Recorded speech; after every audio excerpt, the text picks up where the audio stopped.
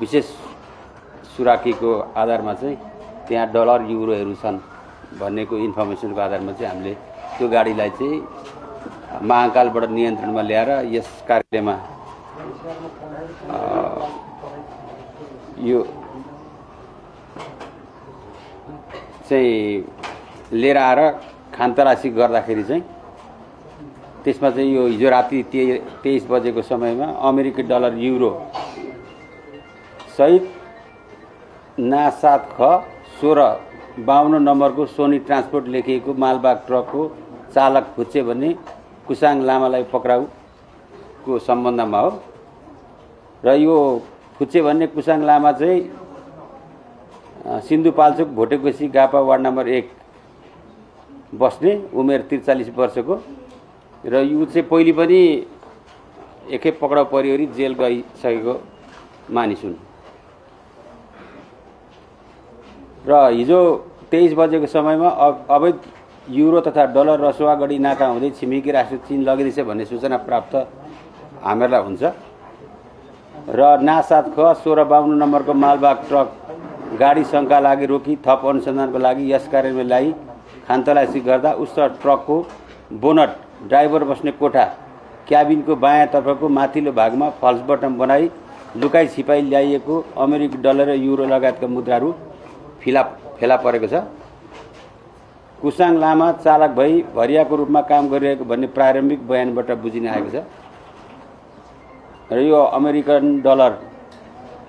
यो बरामद भएको अमेरिकी डलर चाहिँ 100 दरका नोटहरू जम्मा 3119, 3119 र 50 दरका नोटहरू जम्मा 179। अर्को युरो चाहिँ 500 दरका थान 11, 200 दरका थान 480, 100 दरको थान 4148 र 50 दरका 17177 जम्मा पछाडि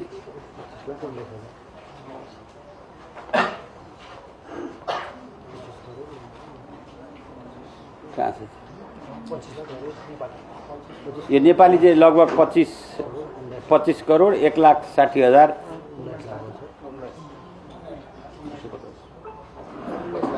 25 करोड 338 रुपियाँ हुन आउँछ। यो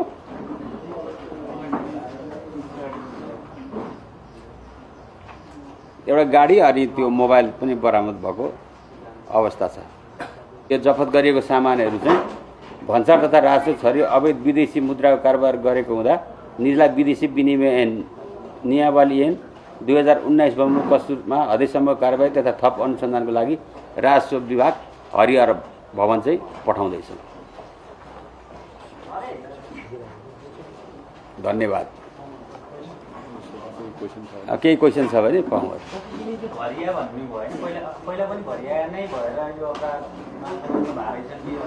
होइन, अहिलेसम्मको चाहिँ हामीलाई त्यो अब यसको इन्भेस्टिगेसन हुन चाहिँ बाँकी छ होइन त।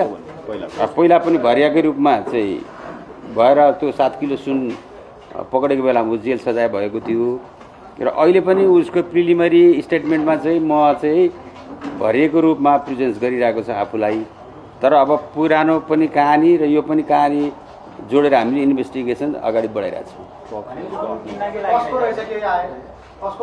यो अहिले प्रिलिमिनरी आइसकेको छैन कसको भन्ने कुरो।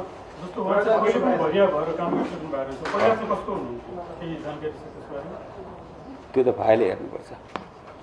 अहिले छैन। जस्तो कुन प्रयोजनको लागि चाहिँ रकम लिएर गएको रहेछ, पहिला पनि सुन काण्डमा परिसकेको मान्छे ऊ चाहिँ सुन किन्नकै लागि गएको थियो भन्ने आशंका गर्न सकिन्छ कि? सकिन्छ। यो पैसा लिएर गइसकेपछि उताबाट त्यही आउन सक्ने प्रबल सम्भावना चाहिँ त्यही हो।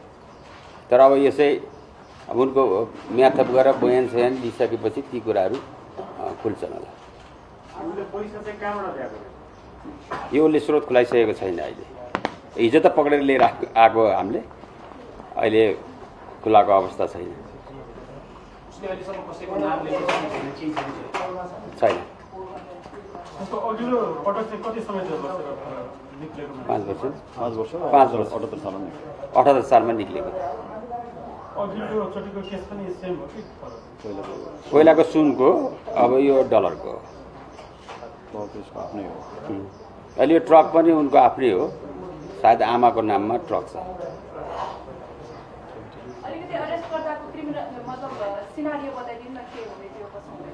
अनि कसरी पक्रिनु के भयो सूचना कसरी आयो भन्ने कुरा त हामी नबोलौँ त्यो त भन्न मिलेन त्यो त अब आफ्नो कन्फिडेन्सियल हुन्छ हामीलाई जोडेर बुझ्छु नि विशेष सुराकीको आधारमा गरेको अपरेसन हो फर्स्टमा कुनै गाडीमा चाहिने अवैध मुद्राहरू गइरहेछ भन्ने कुरा हो त्यसपछि हामीलाई सूचना आइसकेपछि हाम्रो टिम अलर्ट भयो स्ट्यान्ड भएको टिम गयो त्यसपछि यो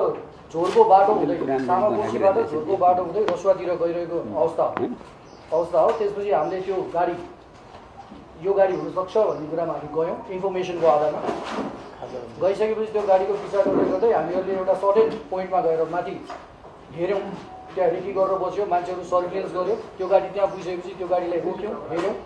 ड्राइभरसँग इनिसियल सोधपुछ गऱ्यौँ के छ त केही छ यताउता भन्दाखेरि अलिकति शङ्का लाग्यो शङ्का लागिसकेपछि त्यो गाडीलाई सिधा अफिसमा लिएर आएर हामीले सम्पूर्ण लुकाउन सक्ने ठाउँ हो किनभने हामीले पहिला नै त्यस्ता अपरेसनहरू गरिरहेको अनुभवको कारणले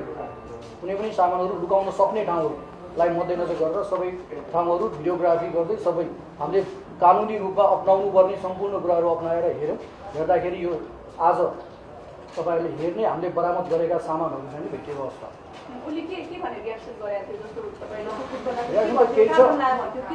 कहाँ जानला भन्दा रसुवा जानला भन्ने कुरा गर्यो त्यसपछि के हो कसो भन्दाखेरि अब उसले अरू कुरा केही भनेन त्यसपछि उसको रियाक्सन्सहरू हामीले रियाक्सन्स एक्सन्स सबै हामीले रिड गर्दाखेरि चाहिँ केही हुनसक्छ भन्ने हामीलाई चाहिँ शङ्का लाग्यो ट्रकभित्र अरू सामान चाहिँ अरू छैन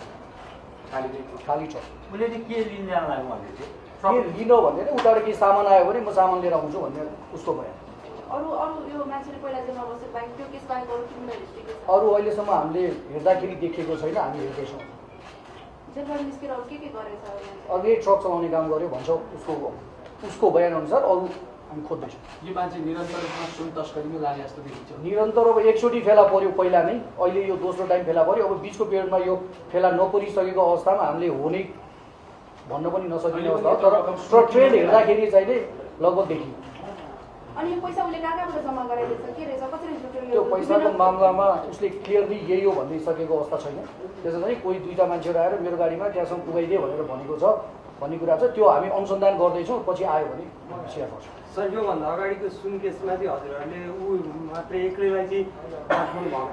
त्यो बेलामा पनि उसले 7 केजी सुन लिएर आइरहेको अवस्थामा भेट फेला परेको त्यो बेलामा लगेको होइन कि लिएर आउँदाखेरि 7 केजी सुन सहित फेला परेको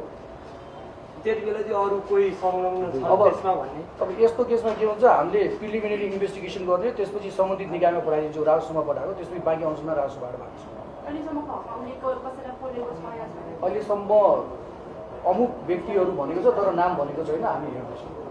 एक्लै थियो गाडीमा एक्लै हो कि भन्ने धेरैको आशंका रह्यो किनभने उता सुन किन्नै गयो भन्ने धेरैको आशंका रह्यो अब अहिलेसम्म